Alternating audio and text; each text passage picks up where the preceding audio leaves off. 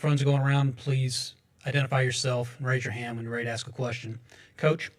Yeah, obviously, if you're fortunate enough to get to this portion of the tournament, pitching is at a premium, as is energy level and stuff like that. You just got to grit it out. And our team followed Xander's lead today, so we were blessed to have him out there. And you pretty much, kind of in the beam category, can know what to expect. But I think he was even better tonight and kind of built off of last time out. So it was good the team followed him. And then Chris Burke and I were talking, and some other guys too chimed in. If you don't think you got it perfectly lined up, that means someone has got to, I hesitate to say elevate, but be the best version of themselves, or at least be true to themselves. And Peebles certainly was that, as was Bargo, but Marcus Phillips is the one I'm getting at. He's working on he's from the Dakotas and he hasn't played a whole lot. He's working on presence and confidence and self-belief, and probably or definitely did overdo it in that one situation where he got out of the bases loaded jam. But I don't think anybody can take away from him how he was throwing the ball tonight, and ultimately that helped us keep a lead against a team that was swinging it as good as anybody in the tournament, I think. All right, we're going to start with questions for Christian and Xander. First on the left, third row. Ben McKee, 24/7 Sports. Xander, you talked last week after your start in the regular season about how disappointed you were following your start against Vanderbilt in Nashville. Does that make today a little more special for you, and what was different about today compared to that start in Nashville?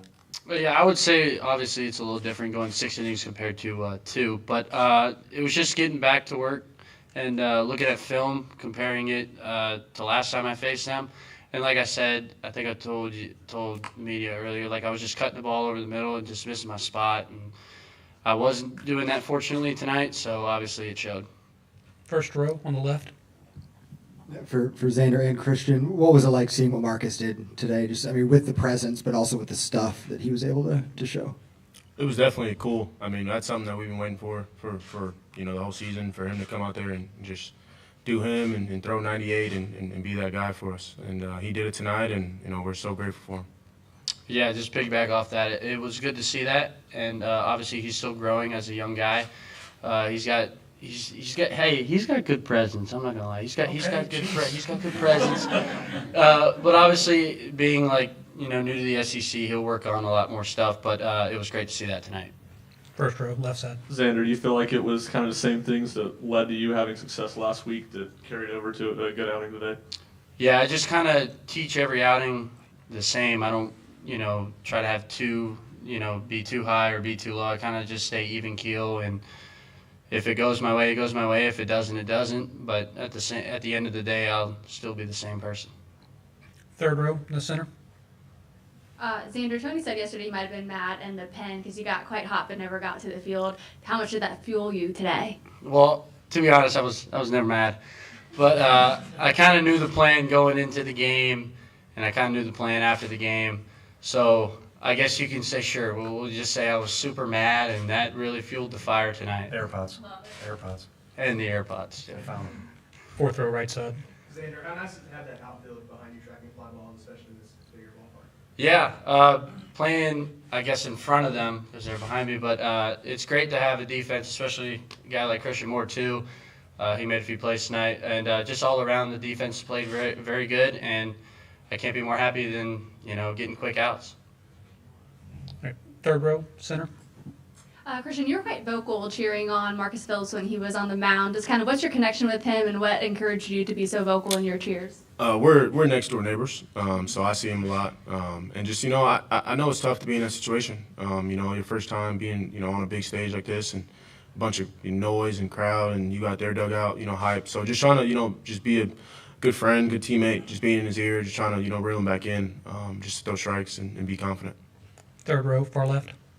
Xander, with Cannon, I imagine this hasn't been the season he expected, but what have you seen from him throughout the season and the way he carried himself, and maybe what's led up to him to have a nice week here in Hoover and a nice game today to help y'all get to the championship game? Yeah, he's still the same guy every day. He works very hard. He just puts his head down and grinds. And obviously for him to have a game like this, being back there, blocking up balls and framing pitches for strikes, it was good to see, and obviously gave Cal a little rest, but it's good to have depth in that position, and obviously Peeves is a great player, and He's had his ups and downs, but it's good to see him get a multi-hit tonight.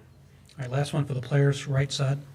Eric Kane, VolQuest.com. Christian, Tim Corbin was talking about how difficult it is for opposing pitchers to have you and then Blake Burke kind of leading the charge. How dangerous do you think the combo of you and Burke are? I think he said it right there. With me and Burke, I think we go back to freshman year, hitting back-to-back. We did it last year a little bit. But, I think it's something they got to prep for, and I'm glad that Burke's on our team. All right, Christian, Xander, thanks for your time tonight. Congratulations. Thank you. See you tomorrow. Thanks, guys.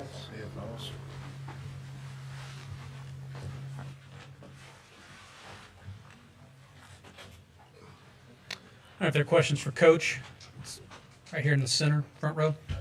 What was different for Phillips tonight compared to Wednesday? I think just the conviction. You can kind of see it when he's steering it in there. And, it's been pretty cool that as long as it was official. I think that makes, in 7 years, 9 guys that have thrown 100, or it's a pretty good stat, whatever it is. But that's never been Frank's emphasis, and it certainly isn't mine. But with him in particular, the harder he throws, the better he throws, because he's so big and strong and the stuff is so good. But you can kind of see when he's guiding it in there as opposed to letting it rip. And, it can come for different pitchers too. Obviously, Xander's stuff is different, but the way I heard him describing was the last time he faced his team, he was kind of guiding some pitches in. They end up bleeding over the middle of the plate.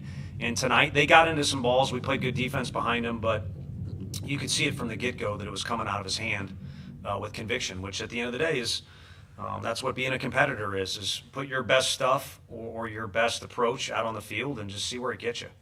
Front row on the right.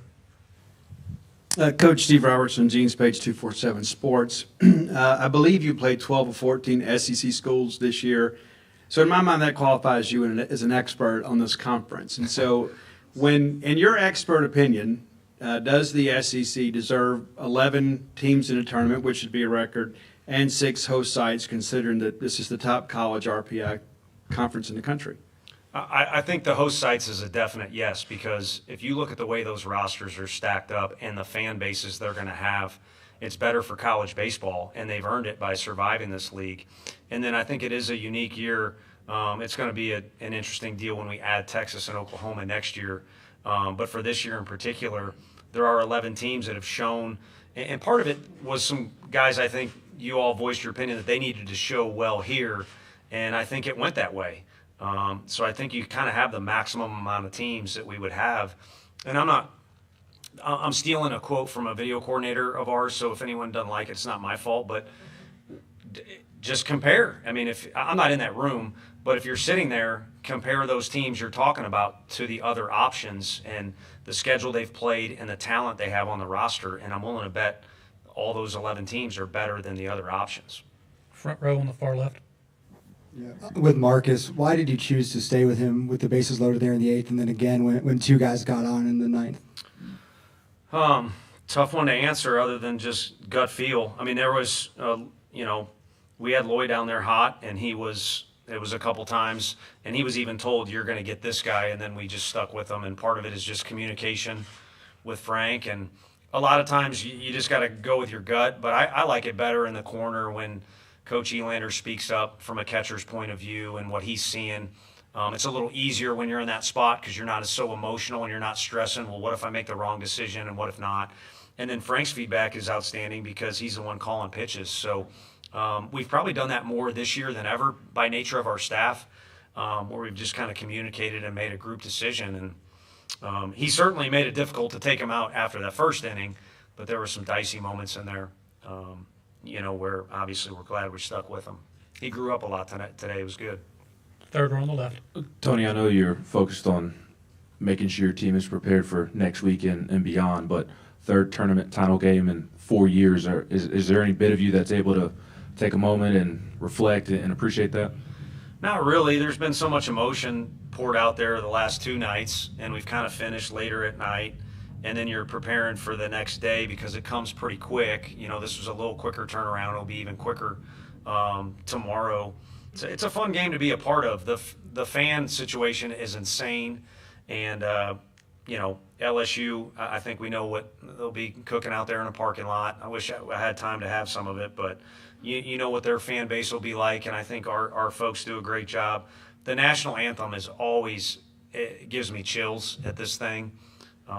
So I think it'll be a good final, and everyone will kind of have to piece together the pitching, but it's hard to worry about anything other than tomorrow, and we'll get our guys ready. I mean, you bring up, I go on a dang tangent here with you, but when you get into the postseason, there's good teams, and one team wins and the other team doesn't. So I think the fatigue thing can be beaten to death a little bit. I at least know from my experience with a couple of the teams that I've been a part of, only once can I remember where I think it was really an issue, and that was an Arkansas team that really didn't get home till Tuesday, and then we played a game till 3:30 a.m. because of the rain.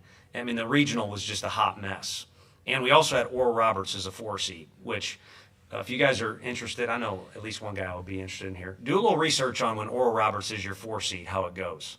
Because they're not a 4 seed, but they're a 4 seed. So do research on that deal there. So other times it's just you get beat. Everybody's a little tired, and everyone's logged a bunch of innings and stuff like that. So we're blessed to be in the final.